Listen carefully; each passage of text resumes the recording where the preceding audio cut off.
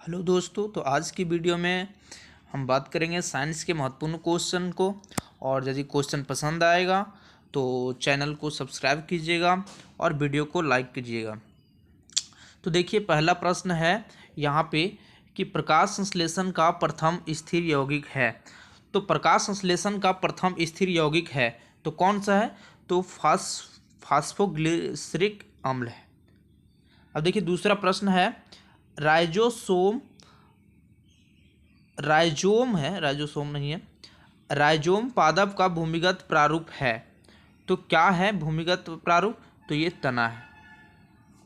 अब देखिए, आगे प्रश्न है दलहन के जड़ में पाए जाने वाला जीवाणु है। यानी दलहन जो पौधे होते हैं उनके जड़ में कौन से जीवाणु पाया जाता है? तो राइजोबियम नामक जीवाणु पाया जाता है। राइजोबियम नामक जीवाणु पाया जाता है। अब देखिए, आगे प्रश्न है पौधे नाइट्रोजन ग्रहण करते हैं। यानी पौधे जो है नाइट्रोजन जो गैस है उसको किस प्रकार से ग्रहण करते हैं? तो वो नाइट्रेट के रूप में लेते हैं। क्या लेते हैं? नाइट्रेट के रूप में लेते हैं। अब देखिए, आगे प्रश्न है पादपों में जल तथा खनिज लवणों का संचालन होता है। यानी पौधों में जो जल का जो संचालन होता है वो किसके माध्यम से होता है? तो ये होता है जाइलम के द्वारा। किनके माध्यम से होता है? तो जाइलम के द्वारा होता है। अब देखिए, आगे प्रश्न है पादपों में बना खाद्य पदार्थ पौधे के विभिन्न अंगों में पहुंचता है। तो कैसे पहुंचता है? कौन से अंग को उनको पहुंचाता है? तो फ्लोएम के द्वारा पूरे पेड़ पौधे में जाता है।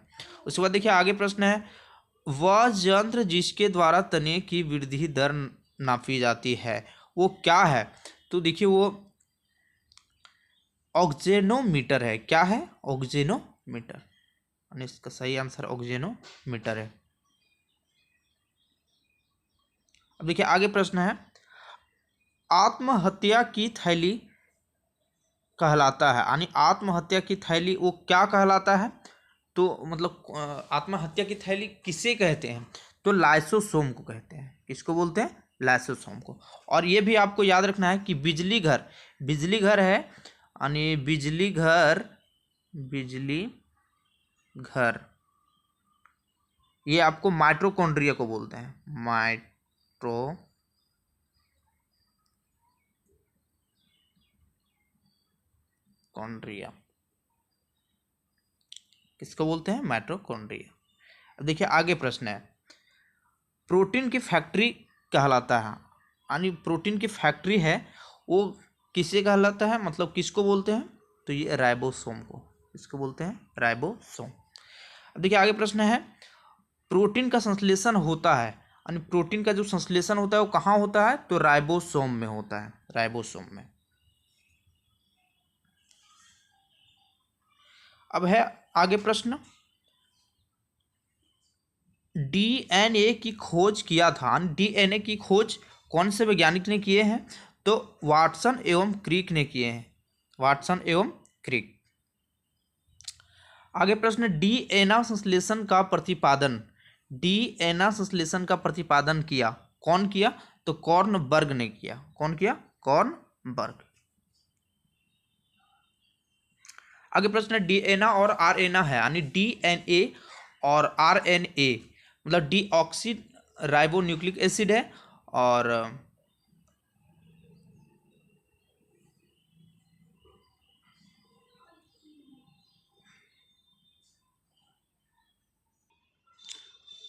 आरएनए है राइबोन्यूक्लिक एसिड। क्या है? Ribonucleic acid. तो देखिए, ये डीएनए और आरएनए जो है वो क्या है? एक न्यूक्लिक एसिड है। क्या है? न्यूक्लिक एसिड है। अब देखिए, आगे प्रश्न है डीएनए के क्रियात्मक खंड को क्या कहते हैं? यानी डीएनए के क्रियात्मक खंड को क्या कहते हैं? तो डीएनए के क्रियात्मक खंड को हम क्या बोलते हैं? जीन बोलते हैं।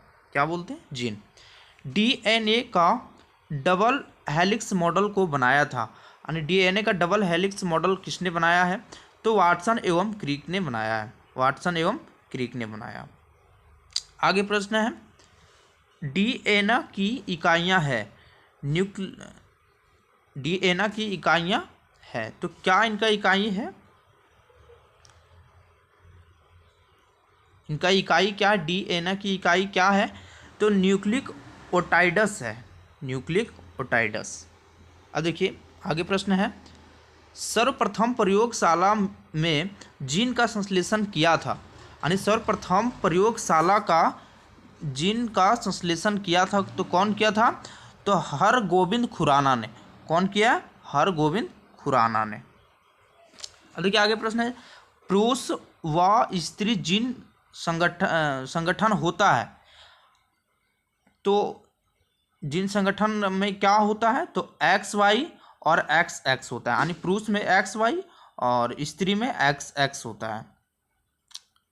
अब देखिए आगे प्रश्न है, एक लड़का पिता से क्रोमोसोम पाता है, यानी जो लड़का है वो क्रोमोसोम पाता है, तो कितना क्रोमोसोम होता है? तो 22 और प्लस Y होता है, 22 प्लस Y। अब देखिए आगे प्रश्न है, बच्चे का लिंग निर्धारित होता है, तो बच्चे का जो लिंग निर्धारित है वो किस पे डिपेंड करता है? तो पिता के गुणसूत्र पर। किसके गुणसूत्र पर? पिता के गुणसूत्र पर, यानी XY के द्वारा। आगे प्रश्न है, पैतृकता सिद्ध करने में सहायक है, तो पैतृकता सिद्ध करने में सहायक क्या है? तो ये DNA और फिंगर प्रिंटिंग टेस्ट को पैतृकता का सिद्ध करने में सहायक होती है। आगे प्रश्न है, मधुमेह रोग होता है, तो मधुमेह रोग जो है वो मतलब किसके कारण होता है? तो इंसुलिन की कमी से होता है, और मधुमेह रोग जो है इंसुलिन की टीका लगाने से सही होता है। अब देखिए आगे प्रश्न है कि इंसुलिन की खोज की है, तो इंसुलिन का खोज किसने किया? तो वेंटिंग एवं वेस्ट ने, वेंटिंग एवं वेस्ट ने। आगे प्रश्न है, इंसुलिन शरीर में बनती है, यानी इंसुलिन जो है वो हार्मोन है वो कहाँ बनती है? तो अग्नाशय में बनती है। कहाँ बनती है? अग्नाशय में। अब है आगे प्रश्न, ब्रोंकाइटिस एक रोग है, तो क्या है? ब्रोंकाइटिस है वो कौन सा रोग है? तो कहाँ का रोग है? तो ये श्वास नली का रोग है, श्वास नली का। अब आगे प्रश्न है, पेप्सिन का एक उदाहरण है, यानी पेप्सिन क्या है? तो पेप्सिन एक एंजाइम है। क्या है? पेप्सिन एक एंजाइम है, यानी पेप्सिन एक एंजाइम है। अब देखिए आगे प्रश्न है, दूध में नहीं पाए जाने वाला विटामिन कौन सा है, यानी दूध में कौन सा विटामिन है जो कि नहीं पाया जाता है? तो विटामिन C नहीं पाया जाता है, बल्कि सारे के सारे पाए जाते हैं। आगे प्रश्न है, टॉक्सिन क्या है? तो टॉक्सिन एक जहरीला पदार्थ है, टॉक्सिन एक जहरीला पदार्थ है। अब देखिए आगे प्रश्न है, प्लाज्मोडियम परजीवी है, प्लाज्मोडियम जो परजीवी वो किनका परजीवी है? तो मलेरिया रोग का परजीवी क्या है? प्लाज्मोडियम है। आगे प्रश्न है, मलेरिया रोग का वाहक है, तो कौन से वाहक है? तो मादा एनाफ्लीज मच्छर जो है वो मलेरिया रोग का वाहक है, यानी मलेरिया रोग मादा एनाफ्लीज मच्छर से ही होता है। अब देखिए आगे प्रश्न है, मलेरिया रोग में प्रभावित अंग, यानी मलेरिया में कौन सा मलेरिया रोग जो होता है वो शरीर का कौन सा अंग प्रभावित होता है? तो प्लीहा, जिसको हम लोग तिली भी बोलते हैं, यानी प्लीहा होता है वो प्रभावित होता है। अब आगे प्रश्न है, मानव मूत्र में उत्सर्जित होता है, यानी मानव मूत्र में उत्सर्जित होता है, तो ये विटामिन C होता है। क्या होता है? Vitamin C। अब देखिए आगे प्रश्न है, मूत्र का अम्लीय pH मान कितना होता है? तो इसका होता है 6। अब देखिए आगे प्रश्न है, मूत्र का रंग पीला होता है, यानी मूत्र का रंग पीला क्यों होता है? तो यूरोक्रोम के कारण होता है, मूत्र का पीला रंग यूरोक्रोम के कारण होता है। देखिए आगे है, मेढक के हृदय में होते हैं, तो मेढक के हृदय में होते हैं कितने भाग के होते हैं? तो 3 भाग के होते हैं। अब है आगे, मनुष्य के हृदय में कितने प्रकोष्ठ होते हैं, यानी मनुष्य का जो हृदय है वो कितने भागों में, कितने प्रकोष्ठ में बटे हुए होते हैं? तो ये 4 भागों में बटे हुए थे, यानी 4 प्रकोष्ठ में बटे हुए होते हैं। आगे प्रश्न है, मानव शरीर में जल की मात्रा शरीर के भार का होता है, यानी जो शरीर के जो जल की मात्रा है वो शरीर का टोटल भार का 10% होता है। कितना होता है? 10% होता है। अब देखिए आगे प्रश्न है, शरीर में प्रचुर पाया जाने वाला तत्व क्या है, यानी सबसे ज़्यादा हमारा शरीर में कौन सा मात्रा यानी कौन सा तत्व पाया जाता है अधिकतम में? तो सबसे ज़्यादा ऑक्सीजन पाया जाता है। क्या पाया जाता है? ऑक्सीजन। आगे प्रश्न है, मनुष्य के शरीर में जल होता है, यानी मनुष्य का जो शरीर में है वो जल कितना होता है? तो जल होता है 65 से लेकर के 80% जो होता है वो जल होता है। अब देखिए आगे प्रश्न है, मनुष्य यानी मानव शरीर में समान ताप होता है, तो मनुष्य का जो समान ताप होता है वो 98.6 फ़ारेनहाइट होता है, और उसी के ही बराबर होता है 37 डिग्री सी, और उसी के बराबर होता है 310 केल्विन। ये तीनों समान ताप होते हैं, यानी फ़ारेनहाइट में 98.6 डिग्री फ़ारेनहाइट है वो, और 37 डिग्री सेल्सियस है वो, और 310 केल्विन है वो। तीनों तापमान जो है वो बराबर होते हैं। अब आगे प्रश्न देखते हैं।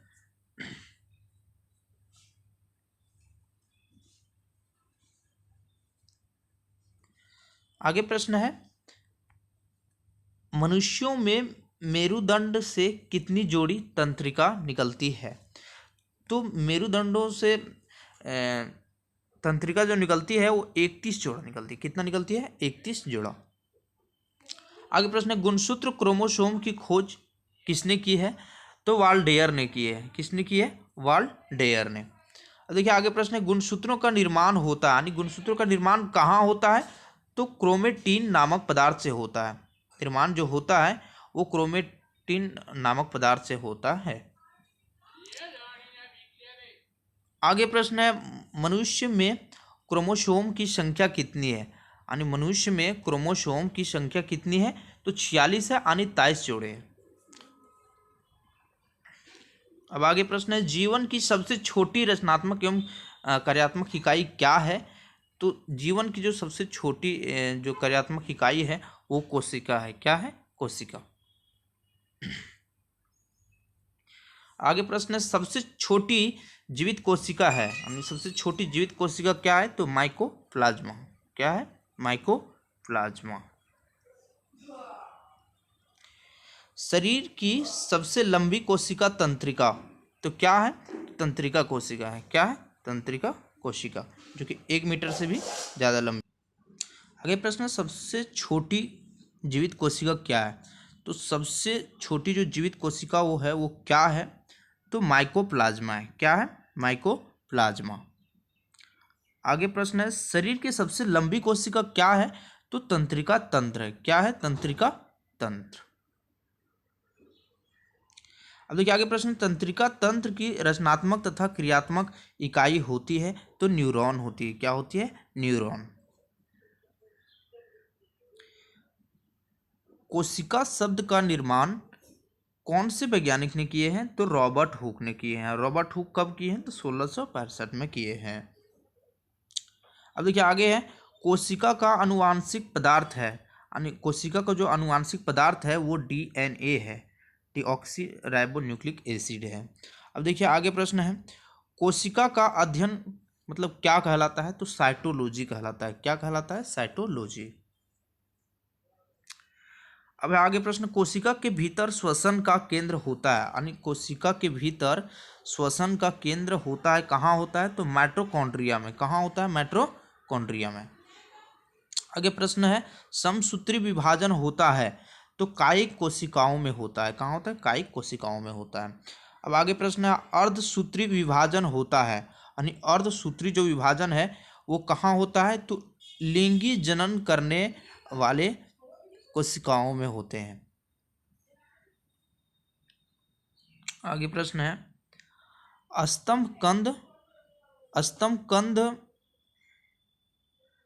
स्तंभकंद धनकंद शलकंद तथा प्रकंद का उदाहरण है क्रमशः आलू है, यानी बंडा केसर, प्याज, अदरक व हल्दी है। यानी स्तंभ कंद के लिए जो है वो आलू है और ये बंडा और केसर है, और धन कंद के लिए आपका प्याज तथा अदरक व हल्दी है।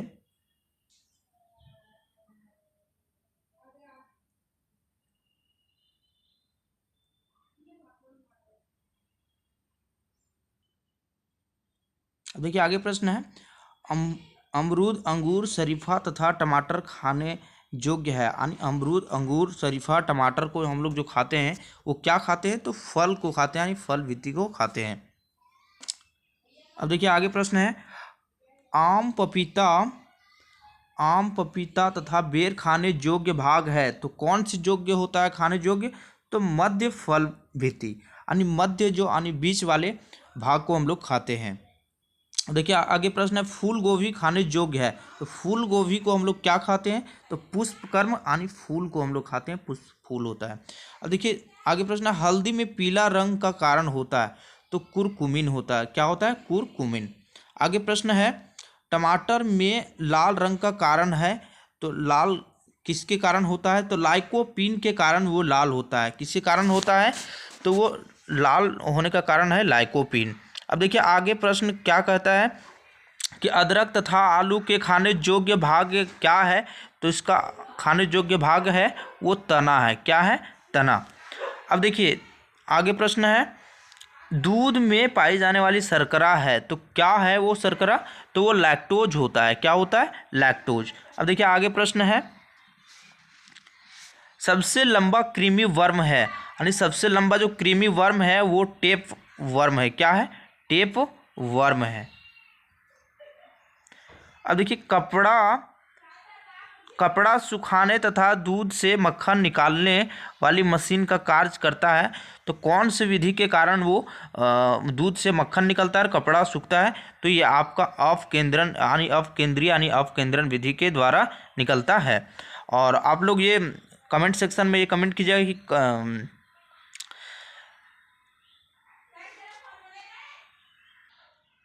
कपूर से नमक को किस विधि द्वारा हम अलग करते हैं। अब देखिए आगे प्रश्न की ओर चलते हैं कि दूध से क्रीम निकालने पर घनत्व क्या होता है, तो घनत्व जो है वो बढ़ जाता है। क्या हो जाता है, घनत्व बढ़ जाता है। अब देखिए आगे प्रश्न है, एक अश्व शक्ति के बराबर होता है, तो कितने के बराबर होता है, तो 746 वाट के बराबर होता है। अब देखिए आगे प्रश्न है, जल का घनत्व अधिकतम तथा आयतन न्यूनतम होता है, तो कब होता है, अधिकतम और न्यूनतम कब होता है, तो ये होता है -4 डिग्री सेल्सियस, माइनस नहीं सॉरी ये 4 ही लिखा हुआ है, यानी 4 डिग्री सेल्सियस पर होता है। अब देखिए आगे प्रश्न है, मूल रंग कहलाते हैं, तो मूल रंग हमारा कौन कौन सा है, तो नीला है और लाल है और हरा है। ये आपका मूल रंग हो गया, नीला, हरा और लाल। आगे प्रश्न है, इंद्रधनुष का निर्माण किन किन क्रियाओं के द्वारा होता है, तो प्रकाश का पूर्ण आंतरिक परावर्तन जो होता है उसी के कारण ये आपका इंद्रधनुष का निर्माण होता है। आगे प्रश्न है, इंद्रधनुष में कितने रंग होते हैं, तो इंद्रधनुष में जो है वो 7 रंग होते हैं। कितने रंग होते हैं, 7 रंग होते हैं। आगे प्रश्न है, इंद्रधनुष के बीच का रंग होता है, यानी बीच में जो रंग होता है वो कैसा होता है, तो हरा रंग का होता है। कैसा होता है, हरा रंग का। आगे प्रश्न है, प्रकाश का रंग निश्चित होता है, तो प्रकाश का रंग निश्चित कैसे होता है, तरंग दैर्घ्य द्वारा। किनके द्वारा, तरंग दैर्घ्य के द्वारा। अब देखिए आगे प्रश्न है, वेधन क्षमता सर्वाधिक होती है, तो वेधन क्षमता सर्वाधिक किसमें होती है, तो गामा किरण में सबसे ज़्यादा होती है।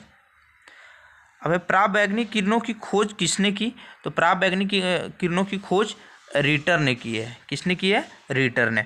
आगे प्रश्न है, सबसे अधिक तथा सबसे कम तरंग दैर्घ्य होता है, यानी सबसे ज़्यादा कौन से रंग में तरंग दैर्घ्य होता है, तो लाल में होता है, और सबसे कम किस में होता है, तो बैंगनी में होता है। चलते हैं आगे प्रश्न की ओर।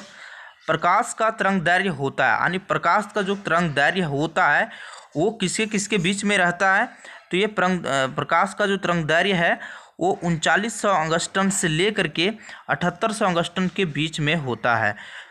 तो इस तरह से ये सेशन एंड हो रहा है। तो यदि वीडियो अच्छा लगा हो तो चैनल को सब्सक्राइब कीजिएगा और वीडियो को लाइक कीजिएगा। Thank you.